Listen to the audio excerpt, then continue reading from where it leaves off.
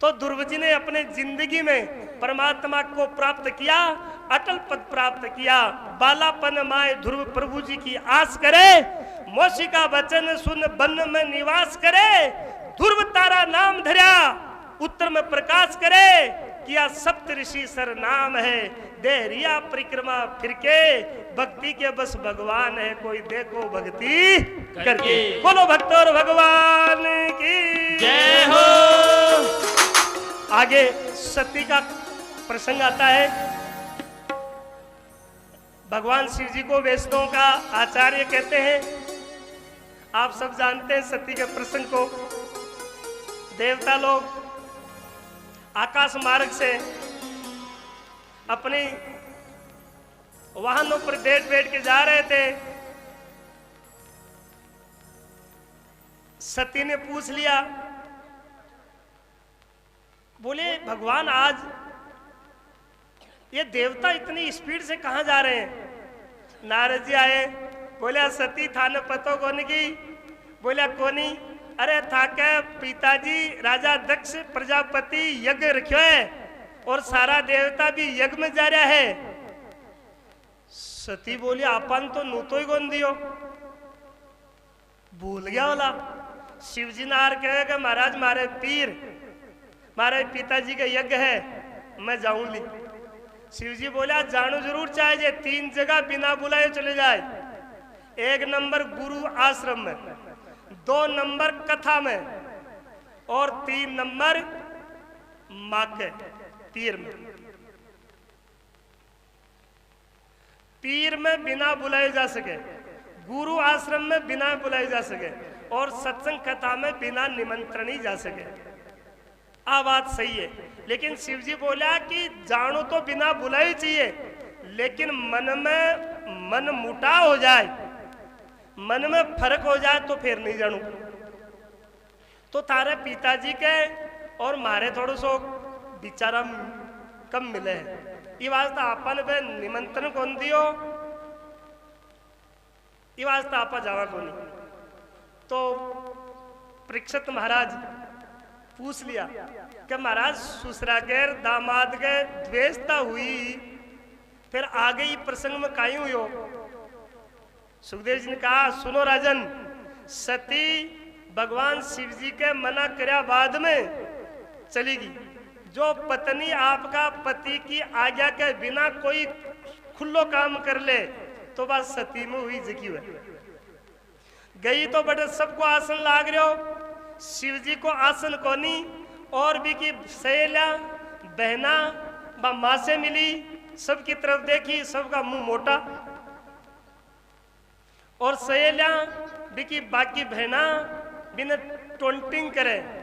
अया वो शापाला न कटे छोड़े तू, वो बापड़ो कटे राख रमा तो लो, कोई कोई बोले कि बिच्छू खिला तो लो, कोई कोई बोले काना खटे पाड़ा में रम रहे हो लो। नाना प्रकार का बोल बोला, सती से सहन बोलिया। कोई भी प्रेम से बोला को नहीं, रुख प्रेम को कौन दिखो। माँ जरूर पूछी कि बेटा कब आई, कि यहाँ आई, कद कितनी देर होगी? तो कहे कि सती के अंदर में अग्नि प्रकट होगी और ये कुंड में जा गिरी और भगवान शिव जी ने मालूम हुयो। जित कहे कि भगवान शिव जी वीरभद्र ने भेजो, एक जटा उखाड़ करके भेजो और पूरा यज्ञ तहस नहस कर दियो और सती जल गई।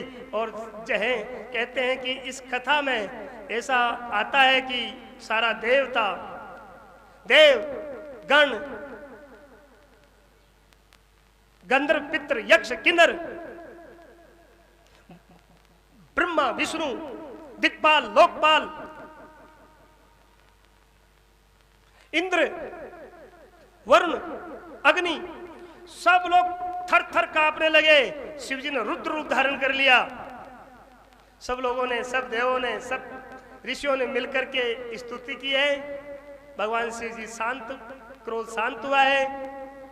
सती के प्रसंग को आप सब लोग जानते हैं। इस कथा में आप लोगों को एक संदेश ले लेना चाहिए कि घर में कोई भी काम करे परिवार में तो राम मसुरा से करना चाहिए, और पिताजी के घर में निमंत्रण देवे तो आदर से जानो चाहिए। कोई भी आदर से ही सब काम प्रेम से ही करना चाहिए।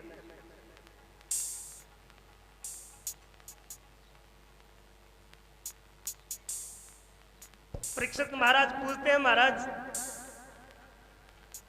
आगे की कथा में मैंने ऐसे सुना है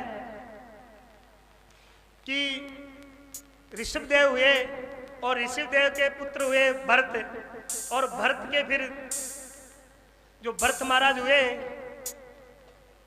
उन्होंने तपस्या की और अगला जन्म महाराज उनका हिरण हुआ। बोले हाँ। बोले उनकी कथा क्या है ये मुझे बताइए। बोले राजा ने संसार से प्रेम करते हैं, संसार में आसक्ति रखते हैं, उनको पुनर्जन्म लेना ही पड़ता है।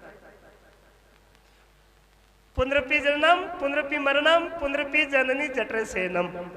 बार बार जन्म बार बार मरण होता ही है। बोले आसक्ति कैसे? बोला एक आदमी के घर में आग लागी,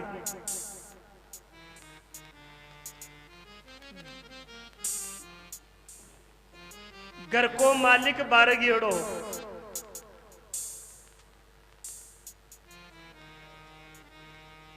पिताजी ने ठा पड़ो। जब पिताजी त्राय त्राय करया, हाय हुलट करो, रोणू करो, लोग आया बुझाया, पिताजी रोता ही नहीं डटे। सरपंच साहब आया, बोलिया सुनो अत्ता क्यों रो रहा हो, अत्तो कहीं दुख करया हो? कहे छोरो गांव गयो है, पाचो घर बढ़ गयो। सरपंच साहब बोलिया थाने ठाको नहीं के काई? कहे ठाको छोरो तो ही घर ने बेच दियो, आशी हुई।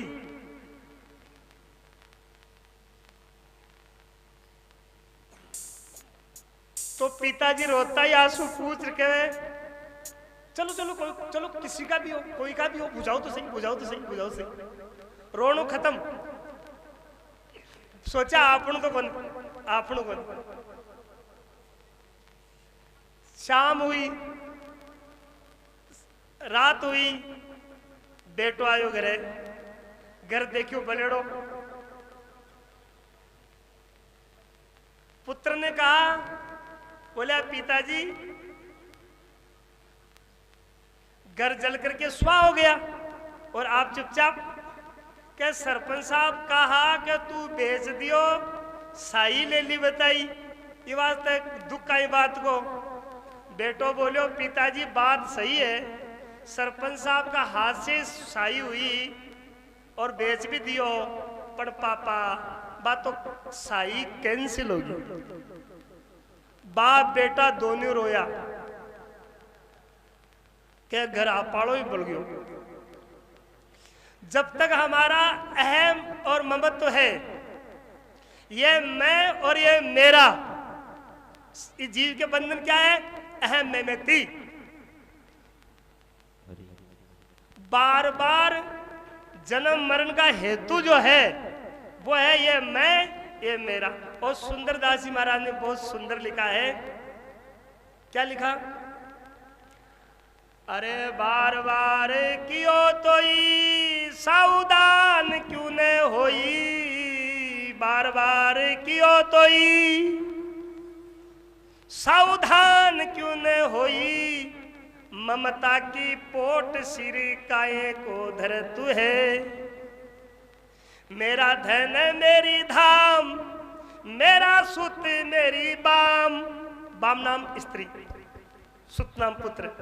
मेरा धन मेरी धाम, मेरा सुत मेरी बाम, मेरा पशु मेरी ग्राम, भूलो यूं कर तू है।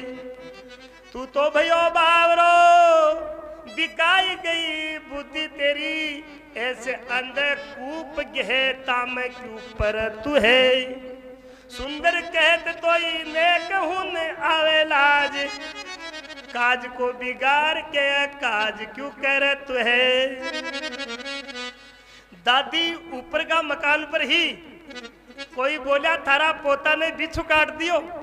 दादी रोती रोती नीचे आई, फचाड़ खार पड़ गई कि हे भगवान 7 पोत्या पर एक पोतो हुयो, बीने भी ढस गयो बिच्छू। और बच्चों बेहोश होकर के पड़े हैं और दादी त्राय त्राय करे है। बेटो आयो और के माँ, ओ माँ तू क्यों रो रही है? के तने सूझे कोने के पोता ने बिच्छू खा गयो। अरे माँ ई की सूरत तो देख, ओ पोतो थारो थोड़ो ही है, तो ओ तो भी दुश्मन को है, सामला को।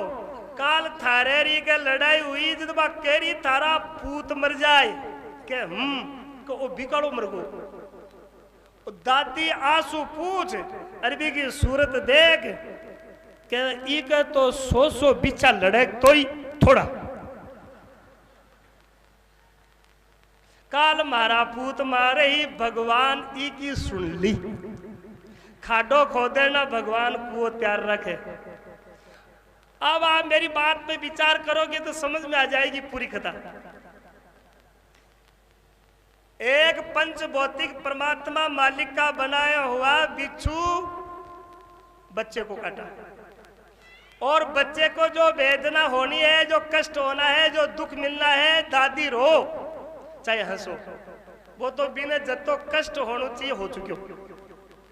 दादी के हंसने से कोई फर्क नहीं पड़ेगा और दादी के रोने से भी कोई फर्क नहीं पड़ेगा।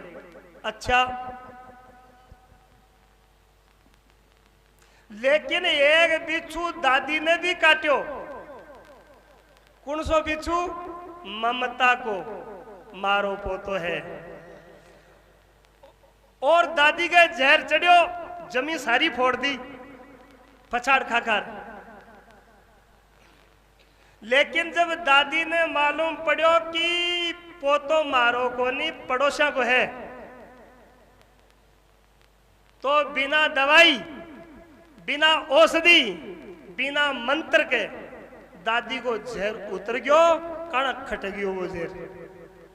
इसका मतलब यह है कि यह संसार मेरा है और मैं इनका हूं, तब तक यह पॉइजन चढ़ता है। और जब यह समझ में आ जाए कि पूर्ण ब्रह्म खिंचाने आपा चाहे घर में रहो चाहे वन में, उसके दोनों एक बराबर फक्त रहो चाहे जन में,